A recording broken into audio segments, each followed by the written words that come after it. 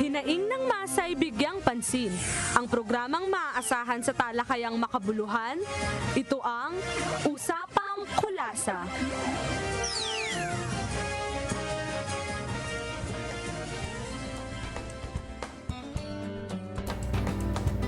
Pilipinas, magandang hapon po.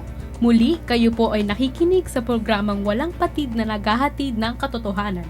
Ito ang Usapang Kulasa. At ako po ang inyong tagapaglingkod, Ella Hernandez. Mga kababayan, araw ngayon ng Biyernes, ika-26 ng Setyembre taong 2014. At ako naman po si Andrea Kaabay. Drea, nabalita mo ba ang patuloy na nangyayaring gulo yung tinatawag na civil war sa Libya ngayon? Oo, Ella, yung nangyayaring digmaan at gulo sa pagitan ng Islam forces at ang kanilang mga kalaban. Naku, nakakalungkot talaga kasi yung marami tayong OFWs na nadamay doon. May iba nga na gustong umuwi dahil delikado yung kalagayan nila, pero meron namang iba na gustong manatili doon kasi ayaw nilang iwanan yung kanilang mga trabaho. Alam mo, ang dahilan kasi dyan kung bakit may iba talaga na OFWs na ayaw umuwi sa Pilipinas. Dahil pag umalis sila doon, iniisip din nila yung magiging kalagayan ng kanilang pamilya dito. Syempre, may mga pinapaaral sila, pinapakain. Di natin maiaalis na mas malaki talaga ang kita sa abroad kaysa dito sa atin. Sa programa natin ngayon, ang katanungan na ating sasagutin ay kung handa na ba ang gobyerno sa pag-uwi ng ating mga OFWs. May malaking punto ka dyan, no, Ella? May iba naman muna tayo. Pakinggan muna natin itong isang kanta na orihinal na isinulat ni Bea Morales na may pamagat na Kabayan na isang pagbibigay pugay sa ating mga makabagong bayani ng Pilipinas, ang ating overseas Filipino workers.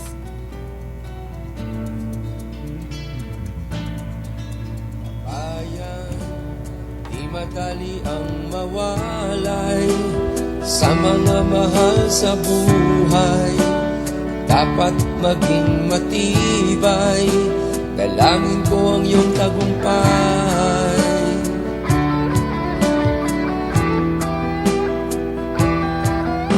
Kabayan, sa klima, wika at kultura, kailangan mong makisama. Dapat kang masanay at pati ang makibagay. Kung nalalaman lang nila kung paano ka nag-umpisa, ang iyong sipag at tiyaga kung minsan ay kulang pa,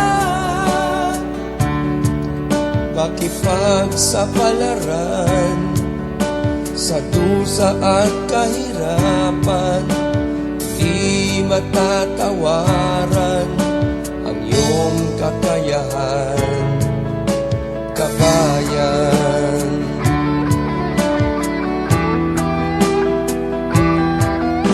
kabayan, di biro ang iyong naitutulong sa kaban ng At yan muli ang Kabayan ni Bea Morales.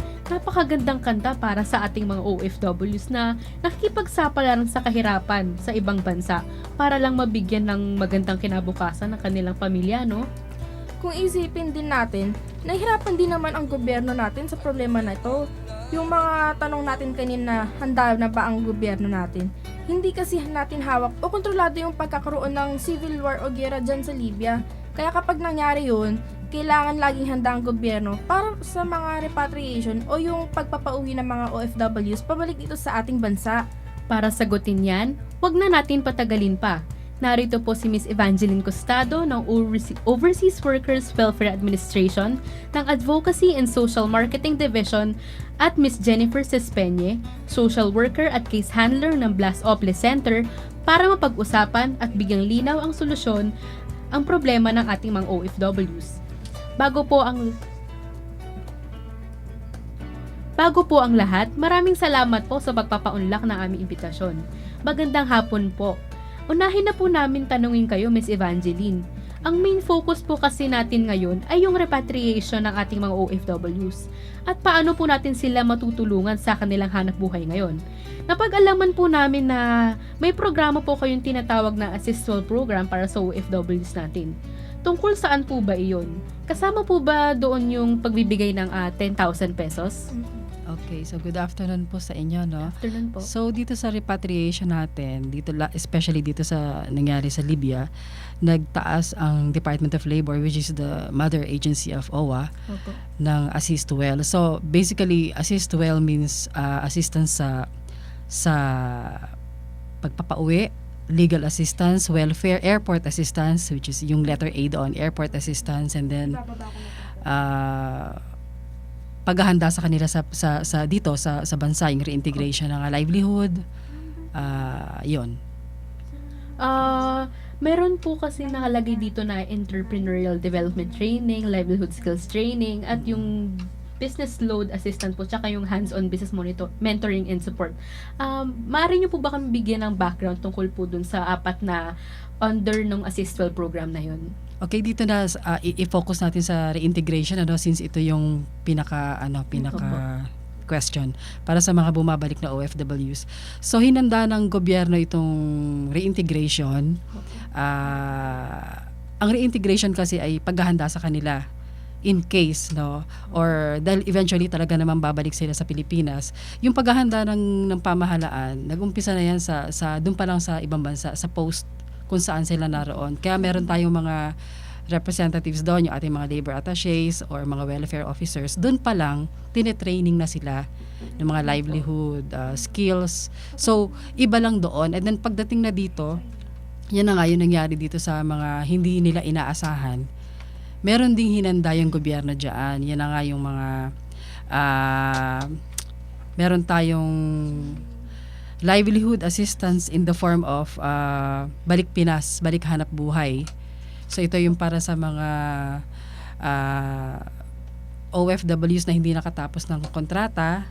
Sila yung mga pasok dito sa programa. So pag OWA member ka, dito ka sa Balik Pinas, active or inactive OWA member sa Balik Pinas, Balik Hanap Buhay. So dito sa programa na to, binibigyan sila ng, una-una sa lahat, binibigyan sila ng entrepreneurial development training. So ito yung seminar muna. Paano ba magnegosyo, kahit simple lang, for them to have something to start on. Yes po. Ayun, so tuturuan mo na sila, and then tuturuan na sila ng skills. So parang ang programa ng gobyerno hindi para bigyan sila ng parang pera or dole out, kundi tutulungan silang mangisda. Kasi kung pera lang, isang shot lang yan, ubos na yan eh. Pero kung tuturuan sila ng skills, whatever it is, mas nakikita ng government, mas maganda yon.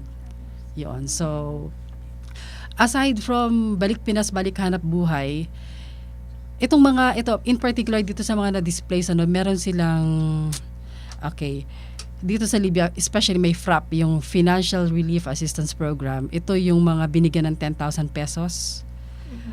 Yung mga bumalik sa bansa mula July 20 mula nung dineclare yung Alert Level 3 sa Libya, sila yung mga pumasok dito sa programa na to. Before July 20, which was Alert Level 2 pa lang, hindi sila dun sa 10,000. So may mga ganun tayong programa. And then meron din tayo para sa kanila, yung mga gusto magnegosyo, yung seryosong pagninegosyo. Meron ding pautang ang gobyerno doon. Miss Evangeline, kailangan bang bayaran ng mga OFWs yun? O utang po ba yun o libre lang po? Yung ano pong pababayaran? Yung assistance po. Okay, yung assistance hindi. Actually, hindi naman siya talaga pera. It is in the form of training muna and then skills training. So, libre yon, worth 10,000 pesos. Para yun sa yun talaga yung programang para sa kanila.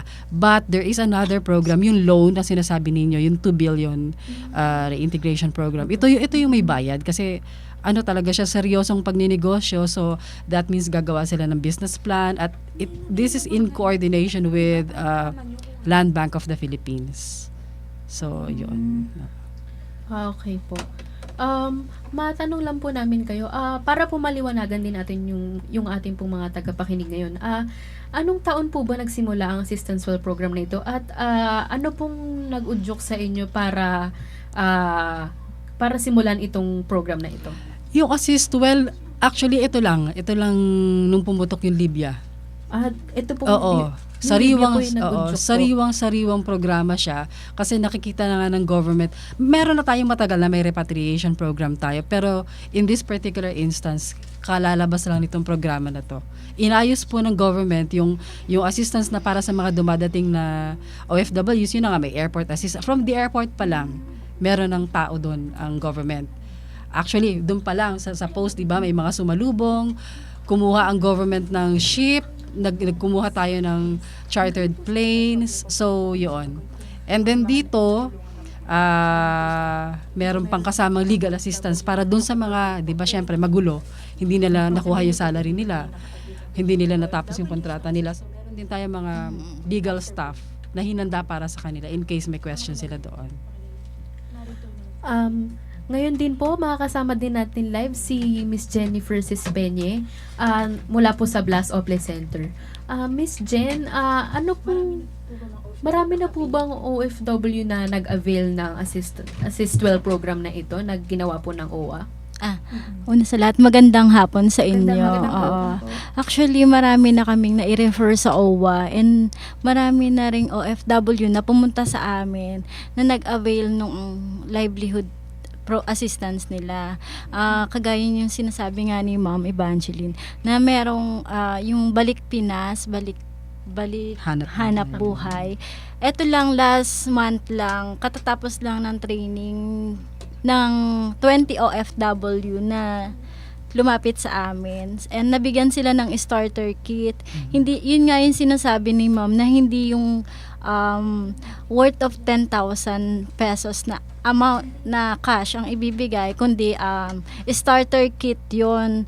Nandun na, nakapaloob na nga dun yung entrepreneurial development na pag-aaralan muna nila then pagkatapos nun ituturo naman sa kanila yung kung paano yung pagnenegosyo. And for example, yung na-avail ng mga OFW na lumapit sa amin is yung lutong Pinoy or karinderya and at saka yung meat processing. Sa ngayon, marami ng yung mga natulungan nila and na-check namin sila na nakapag-umpisa na sila ng maliit na negosyo. So malaking bagay din yun na ibibigay na itutulong ng OWA sa mga OFW na bumabalik dito sa atin. Nabanggit niyo po kanina, Miss Jen, yung 20 OFWs po na nag-avail na po nito. Apo. Yung 20 po ba na yun, mula po sa Libya o Galing din po sa ibang Apo. bansa. Actually, hindi sila mula sa Libya. Iba-iba silang bansa. So, sa program naman ng OWA, pwede naman kasing, basta documented ka, pwede naman mag-avail yung mga OFW na gusto mag-training. So, yung mga yon galing ng Saudi, mostly Middle East, Malaysia, Singapore, iba-iba.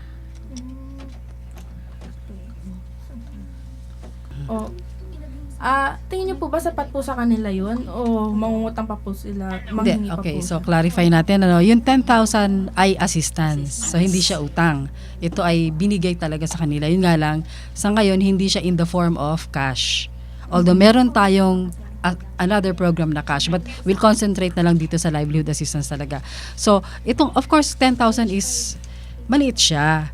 Pero, syempre, this is better than nothing, no? So, yung 10,000 ay malaking bagay na rin yung wala ka namang makukuhang libreng training ngayon at bibigyan ka pa ng starter kit. So, ito ay isang pagsisikap ng gobyerno na matulungan yung mga bumabalik. Although, alam natin na hindi naman siya enough. But this is also a test to the OFWs kung gaano rin sila kasikap. Kasi wala naman talagang perfect program. Kahit sino, walang pwede makapagbigay na pangangailangan mo yung mabibigay lahat sa'yo. At least mayroon. So, initiative na ng gobyerno, dapat na natin ipagpasalamat yun. Ano naman po yung feedback ng mga nakakatanggap na nung program na po yun? Of course, Apo. some are thankful syempre kasi Apo. yung mga open-minded, ito na lang sabihin natin, mga open-minded, alam naman nila na hindi mo naman din dapat talaga iasa ang buhay mo sa iba, especially sa government. So meron pong, nagpapasalamat kami, merong mga marunong mag-appreciate ng program. Meron namang iba, parang sad to say, merong feeling nila, karga-karga mo sila. So, but we can deal with that. We can deal with that. So, tinuturuan naman sila siguro sa values na yon. So, but still, what we're focusing on is paibigay yung programa kasi yun ang aming mandate. Idagdag ko lang, sa amin sa Opla Center, yung mga nakapag-avail nun, actually, yung mga unang nag-avail nun, bumabalik pa sila sa amin and nire-refer nila yung iba nilang mga kasama na nanggaling din ng ibang bansa na hindi rin nila alam yung program na yon. So, natutuwa kami kasi yung programa nila ng OWA is marami na ang nakakaalam at ayun, marami na rin ng pwedeng mag-avail na meron palang ganitong program sila, so makakatulong sila, natutulungan sila. Paano naman po kung hindi po sila OWA member? Pag hindi OWA member, actually ginagawa namin ang pinagbabasehan na rin namin yung case story nila. Syempre, 'di ba, meron naman kasing hindi OWA member pero ang case lang niya is medyo kaya niya pa and hindi naman sobrang distress. So, yung mga sobrang distress, yun yung ang ginagawa namin. Nire-refer din namin sila sa ibang agencies, ibang partner namin na agencies na pwedeng tumulong sa mga katulad nila. Kaakibat naman po yan, Miss Evangeline, Miss Jen. May makausap po tayong live na isang OFW nurse sa Tripoli, Libya na si Miss Gemaline Arroyo na na-repatriate at isa na rin po sa nakakuha ng financial assistance na 10,000 pesos po. Miss Gemaline? Miss Gemaline? Hello? Yes po, ma'am. Magandang hapon po. Ay, good afternoon din, ma'am. Live po tayo ngayon mula sa St. Scholasticus College, Manila, mula sa programa pong Usapang Kulasa. Nabalitaan po namin na isa po kayo sa OFWs na kumuha ng financial assistance from OWA. Kamusta naman po ba? Sapat po ba yung nakukuha yung tulong na nai-enjoy mo ngayon? To be honest, ma'am, hindi po sapat talaga kasi gaya po niya dalawa po akong anak na pinag-aaral. Pero yun nga, ma'am, nagpapasalamat na rin po kami na meron kahit pa paano. Kasi naman po sa wala, malaking tulong na rin po yun sa amin. Opo.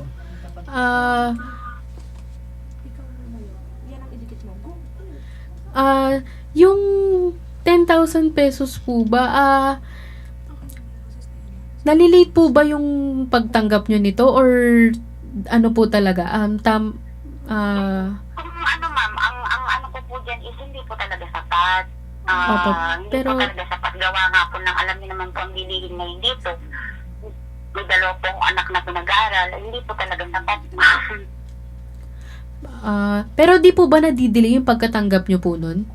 Ano po, ma'am? Hindi po ba nadidelay yung pagtanggap nyo nito? Pagtanggap? Yun nga, ma'am, medyo matagal po.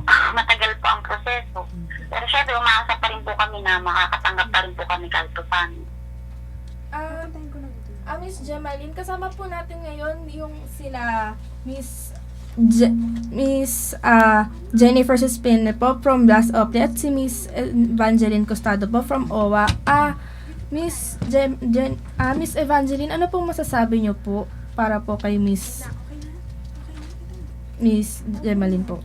Okay, so Miss Gemaline, good afternoon, So, papasalamat kami kasi na-appreciate mo yon, number one. So, although inaamin natin talagang may kabagalan ng proseso kasi po, I think you understand na marami kayo, libo-libo po yan. So, and then may proseso. But, alam ko po na open-minded kayo kasi nakikita nyo naman po yung proseso na dinadaanan po. At yan po lahat, as a government employee po, lahat po kasi ng steps na ginagawa ng gobyerno, lahat po yan, may COA pa tayong pinag-uusapan, di ba? So, bawat sentimo, bawat papel ay kailangan documented. So, lahat po ay may time. So, yun po ay isang given reality na sa ating government. And if we wish that we could speed up the process, but we're thankful enough na mayroong programa po. So, yun po. Salamat po sa appreciation. Opo, ma'am. Opo, maraming salamat na rin po, ma'am. At sana nga po, ma'am, mapabilis po. Ano po? Okay na po tayo. Thank you. Miss Evangeline, sapat po ba yung budget ng gobyerno po para sa assistance na binibigay ng sa mga OFWs po para po sa OWA? Ako, no? So, okay. As to budget, ganito yan. As long as may pumupunta sa aming OFW at pasok sa programa, hindi kami pwedeng tumanggi. I could mention billions na or millions. Millions na talaga. Imagine mo 10,000 for 3,000 Syria. Libya repats pa lang yan. Libya pa lang yan. Marami pang iba. So, it could run to millions, even billions. So, ang masasabi ko po dyan, lahat po ng lumalapit sa OWA at pasok sa programa ay hindi po pwedeng hindi bigyan. Kasi magre-reklamo sila, Chuck. Yun po yun. Okay po. Tatanungin na rin po namin yung tungkol po sa reintegration program po na 2 billion. Maaari niyo po bang ipaliwanag sa amin kung ano po ang programang ito? Okay, so ang 2 billion reintegration program ay isang loan facility. So ito ay para sa mga, gaya ng sinabi ko kanina, para sa mga nasa seryosong pagninegosyo. So hindi ito bigaya, ito ay utang. So mas mabusisi ang proseso nito dahil ito nga ay utang at ang papel dito ng OWA ay mag-endorse. So ang mga pumapasok ditong aplikante kailangan gumawa ng business plan. They know it's really a process. Parang tulad din ng ibang pautang na sa negosyo. Ang pagkakaiba lang, OFW sila. So, since ito ay programa para sa kanila, mas mababa ang interest, mas maganda ang grace period. So, yun yung perks. But this is still a loan program na merong mga rules, may policies. So, yun para rin po siyang katulad ng Social Security Systems o yung SSS kung saan pwede po sila mag-loan. Okay. Ibahin po natin, linawin natin kasi may confusion dyan lagi. Akala ng ibang OFWs, this is the same as SSS. Hindi po. So, as pautang, yung programang pautang, may pautang. Of course, yun nga, yung normal na proseso, kailangan mong gumawa ng business plan, kailangan kang i-investigate ng bangko kung kaya mo ba talaga ito. Kasi ang pinag-uusapan po natin dito sa programa na to, minimum of 300,000 to 2 million pesos. So, maraming aplikante na dumating. Ang tanong doon, kaya mo ba talagang magpatakbo ng negosyo? Kasi pera ang pinag-uusapan dito. At yung 2 billion na inilabas ng gobyerno natin, pinapaikot yon. So, sad to say may mga nag-apply, hindi nag-qualify. Kasi nga, hindi naman nakita na may kakayahan ba sila. So, meron tayong mga OFWs na kaya talaga magnegosyo. At yun yung mga talagang binuboost natin. Kasi malaking tulong nila sa economy. Anong klase naman pong negosyo yung pwede pong itayo nung nag-a-avail po ng loan? Okay, so yan ang magandang tanong, no? Lagi nilang tinatanong yan. Ganito yan. Dapat ang isang OFW na gustong pumasok sa programa, ikaw na mismo ang nakakaalam ano bang negosyo ang kaya mong umpisahan. Hindi yan, ang normal question kasi na nakukuha ko is, ano bang negosyo ang gusto nyo aprobahan para yun ang applyan ko? Mali yun. At lalong hindi ka aprobahan kasi alam mo na yung intention is mali. So ang tanong diyan, ano ba ang kaya mong umpisahan na kaya mong patakbuhin at doon kita pahihiramin. So makikita po yan sa business plan at ang nagdidesisyon po ng business plan kung dapat siyang aprobahan ay ang Land Bank of the Philippines. Ayan pala mga kababayan, pwede po tayo mag-loan para makapagsimula ng business at kung ano pa. Ayan, alam na natin na sobrang nakakalungkot ang mga nangyari ngayon sa Libya. May digmaan, gera, patayan. Nakakaawa talaga yung mga OFWs na natin na napauwi. Alam mo kahit papano, patuloy pa rin ang ating mga gobyerno at ibang NGO na umaaksyon. Ngayon tayo ay makinig sa isang maikling public service announcement na tumatalakay sa ating mga OFWs na napauwi galing Libya.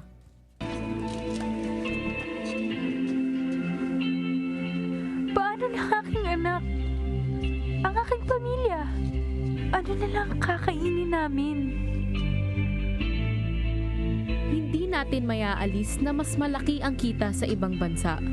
Bigyang pansin at aksyon po natin ang ating mga OFWs na napauwi. Gobyerno at sambayan ng Pilipino, magkaisa at magtulungan. Huwag puro salita at pangako. Ngayon na, simulan na! Ito naman po, huling katanungan po para sa inyong lahat po. Paano po kayo nagtutulungan bilang isang NGO at isang government agency para matulungan ang ating OFWs po? Actually, kami sa Blast Opla Center, yung mga lumalapit sa amin, gaya nga ng sinabi ko kanina, nire-refer namin sila sa mga partner agencies natin. Opo. Like kagaya ng OWA, DOLE NRCO, kasi may mga livelihood program din sila, POEA, yung campaign nila para sa illegal recruitment, DFA, yan. So lahat yan nire-refer namin sa mga OFW. Inire-refer namin sila at inilalapit namin sila kung ano yung mga programa na meron ng bawat agencies. Idagdag ko pa yung DSWD. Yun. Isa yun sa mga pinupuntahan din ng mga OFW. At ayan po, kaya para po sa mga OFWs na nakatutok ngayon sa ating programa, sana po ay makatulong ang mga impormasyon na dapat nyong malaman. Para po sa inyo rin ito, upang makabangon tayo pansamantala na sana wala nating trabaho sa Libya, hindi lang sa Libya, kung hindi sa buong bansa. Kung natatandaan nyo po mga kababayan, mayroon po tayong mga programa sa OWA na napag-usapan kanina na mayroon tayong sa Assistance Well Program na may financial assistance po na 10,000 pesos. May mga scholarships din po tayo para sa mga napapaaral ng kapatid at ng mga anak. May mga livelihood trainings po tayo, may reintegration program po tayo kung saan pwede po tayo mag-loan at magtayo ng kabuhayan. Nandyan din naman po ang Blast Ople para magsilbing tulay para sa mas mapabilis ang ating mga hinaing sa iba't ibang ahensya ng gobyerno. Kaya wag po kayong mahiyang lumapit sa kanila. Narito po sila at iba pang NGOs at government agencies na patuloy na tumutulong para sa inyo. Miss Evangeline at Miss Jen, may huling mensahe pa po ba kayo para sa ating mga tagapakinig?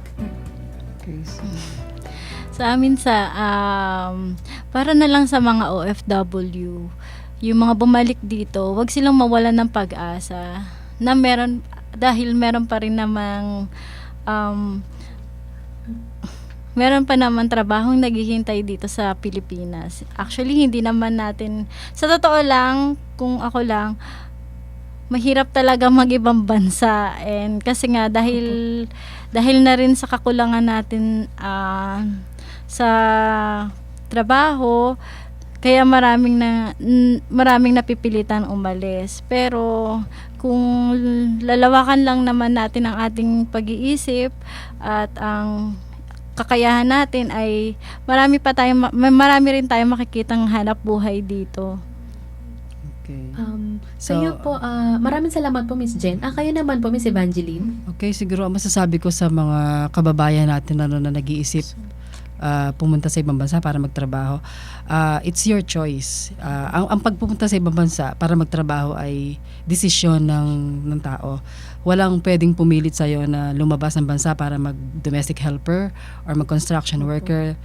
Decision mo yan. So, ang ginagawa na lang dyan ng gobyerno, at number two, kinikilala ng government yung role ng OFW, especially sa pagbuboost ng ating economy. Kasi kundi dahil sa binibigay nilang remittances, walang magiging purchasing power yung mga pinapadalhan nila. But then we know the risk involved sa paglabas ng bansa, at kahit na mahirap, ginagawa ng ating pamahalaan ang lahat na makakaya nila para maprotektahan sila sa pamamagitan ng mga agreements between countries like sa Middle East, or dito pa lang ini-empower na sila with information at sinisiguro sa kanila, kaya mo ba talagang lumabas ng bansa? Kaya mo bang harapin to? Kung hindi, huwag ka na lumabas. Maraming Okay. salamat po Miss Maraming Evangeline. salamat po sa inyo. At natapos na naman po ang oras ng ating usapan. Maraming salamat po at ako po si Ella Hernandez. At ako naman po si Andrea Kaabay. Ito ang Usapang Kulasa.